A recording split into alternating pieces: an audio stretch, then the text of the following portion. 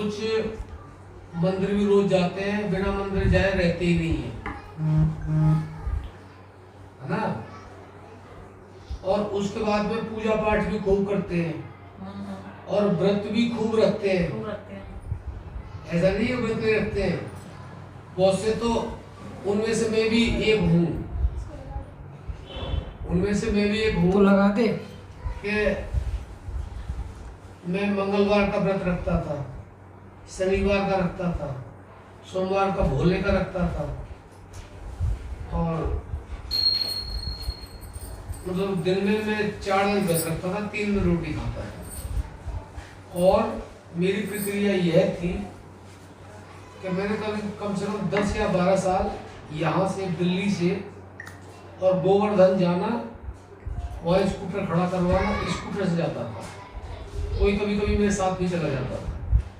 वहाँ स्कूटर खड़ा करना और वहाँ से गोवर्धन की 21 किलोमीटर की पैदल यात्रा होती है।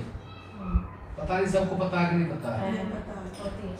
तो नंगे पैर चलता था मैं। अब दिल्ली में रहने वाला बंदा जो कोठियों में रहता हो और वो नंगे पैर बिना जुराब के ना रहता हो, कैसे घूमेगा? घूमता था, भगवान की मर्जी। इतने मोटे मोटे छाले हो जाते थे, फिर वो फूट भी जाते थे, पर दर्द नहीं होता था, है ना।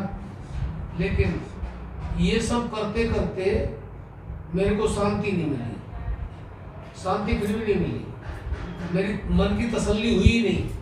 मन कहता है कि ये क्या कर रहा है, ये तो कुछ है ही नहीं, ये तो तू मुझे धक्के खिला रहा है और खुद भी धक्के खा रहा। मन कहता था तू खुद भी धक्के खा रहा है और मुझे भी धक्के खिला रहा है।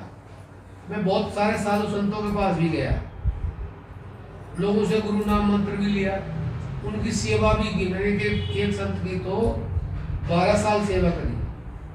मेरा बिजनेस था, जब भी उसका फोन आता, हाँ जी महात्मा जी अभी आता हूँ, काम धंधा छोड़ के चला जाता।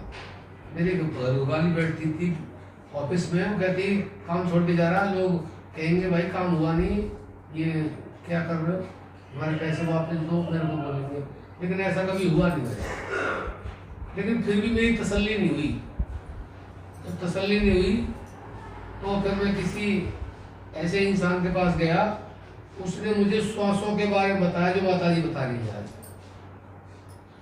उसने मुझे श्वासों के बारे में बताया, जब श्वासों के बारे में बताया तो मुझे थोड़ा सा विश्वास हुआ।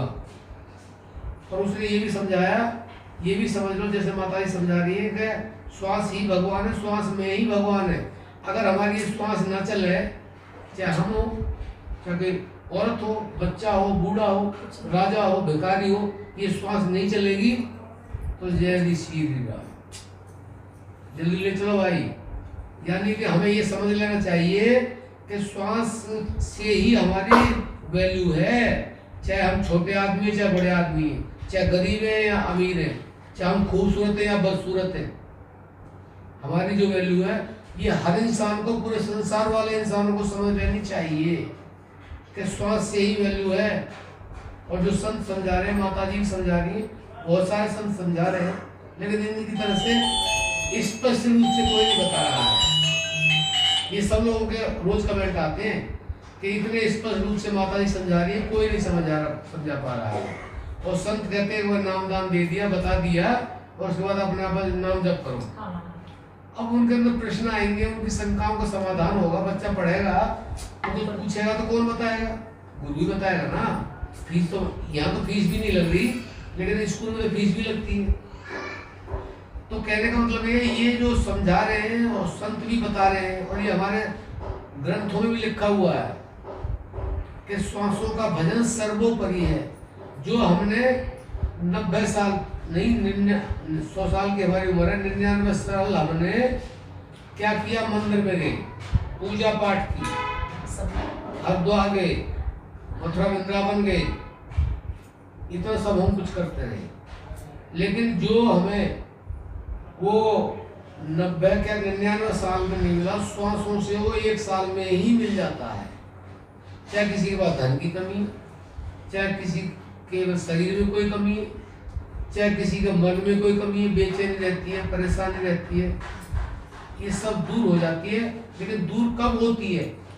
जब हम उस गुरु पर विश्वास करते हैं जो श्वासों का भजन बताता है। साकार रूप में जो भगवान है वो इंसान ही है, और इंसान के रूप में भगवान कौन है? जो हमें श्वासों की दीक्षा देता है, वही भगवान है। हम उस पर अगर 100% विश्वास कर लें तो ऐसा हो नहीं सकता कि हमारा कोई काम बिगड़ जाए, ऐसा हो ही नहीं सकता कि हमें परेशानियां घेर लें, ऐसा हो नहीं सकता कि हमें दुख आए और हमारे पास दुख बराबर रुका रहे, वो जाए ना। हमारे पास गरीबी आ जाए, गरीबी जाए ना। ये श्वासों का भजन वो भजन है जो बड़े बड़े संत महात्मा करते हैं, जो शिव जी भी करते हैं, लेकिन इसका मूल्य कोई कोई समझता है, और जो समझता है ना वो जन्म मरण के चक्कर से छुट जाता है, उसके मन में शांति आ जाती है। ऐसे ऐसे लोग भी हैं जिनके जो श्वासों का भजन करते हैं और जिनके घर में मौत होगी फिर भी श्वासों का भजन कर रहे हैं, अंदर से ठंडक है और ऊपर से रो भी रहे हैं। संसार के लोगों को सामने तो रोना भी पड़ेगा ना। आज ये गली नंबर 13 में कोई खत्म हो गया, 42 साल का लड़का, विनोद योगा सिखाता था। अच्छा, हाँ सुना तो था। हाँ सुना था।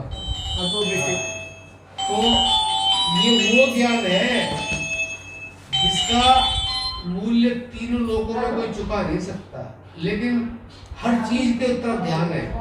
बीवी बच्चों का ध्यान है, पोता पोती का ध्यान है, पैसे के लिए ध्यान है, रिश्तेदारों का सबका ध्यान है, लेकिन श्वास पे किसी का ध्यान ही नहीं। फ्री की आ रही है, लेकिन ये पता नहीं है फ्री की जो आ रही है इसका कितना मूल्य चुकाना पड़ता है। ये श्वास भगवान ने दी है, ये किसी इंसान ने दी है। ये माँ बाप के द्वारा जो बच्चा होता है वो माँ बाप की इन श्वासों को नहीं देते। इन श्वासों को माँ बाप के द्वारा दिया हुआ शरीर है, उसको देने वाला कोई और है, वो अंतर्यामी है और वो श्वासों में ही है। इसलिए श्वासों के महत्व को समझो। सब कुछ मिल जाएगा, लेकिन मिलेगा उसको जो साकार रूप में जिस गुरु ने ये ज्ञान दिया है, उसको भगवान मानोगे, उसके ऊपर श्रद्धा भाव रखोगे, उसको कुछ मत दो। गुरु को चाहिए नहीं होता है, लेकिन उसको भाव चाहिए होता है, विश्वास चाहिए होता है, श्रद्धा चाहिए होती है। अगर उसको वो मिल जाए तो शिष्य का, साधक का बेड़ा पार हो जाता है। लेकिन लोग समझते नहीं, कोई मूर्ति पूजा कर रहा है, कोई गोवर्धन जा रहा, हम भी गए, हमने बताया हम भी गए, लेकिन हमें वो शांति मिली नहीं। लेकिन जब से हम श्वासों के भजन से जुड़े और श्वासों के भजन से जुड़ने के बाद में हमने गुरु की तन से, मन से और धन से सेवा की, तो हमें वो मिला जिससे आज तक हमारे अंदर शांति है। हमारे बहू भी है, बेटे भी है, पोता पोती है, हमारे पास रहे तो कोई बात नहीं, कोई खुशी नहीं, हमारे पास ना रहे हमें तो कोई गम नहीं। हम बीमार हो जाए तो कोई बात नहीं, उसकी देन है, ठीक है। हमारे को ऐसे कर्म रहे होंगे तो हम बीमार रहते हैं। हम बूढ़े हो गए तो सारा संसार ही बूढ़ा होता है, कोई ये नहीं कि हम ही बूढ़े हो गए, लेकिन हम बूढ़े होते हुए भी अभी अपनी जवानी को महसूस करते हैं। हमें कोई घाटा हो जाता है तो हमें ऐसा लगता है घाटा वाटा कुछ होता ही नहीं, ये तो हमारे फायदे की बात है, ये तो भगवान ने हमारा कोई फायदा इसमें और ज्यादा होगा इसलिए ये घाटा दिया है, हमें ये दर्द दिया है, तो इससे भी ज्यादा दर्द हमें नहीं देना चाहता तो थोड़ा सा दिया। ये संतोष आदमी के अंदर अपने आप आता है, लेकिन ना तो ये मंदिर में जाके आता है, ना पूजा पाठ करने से आता है, और ना कुछ और व्रत करने से आता है।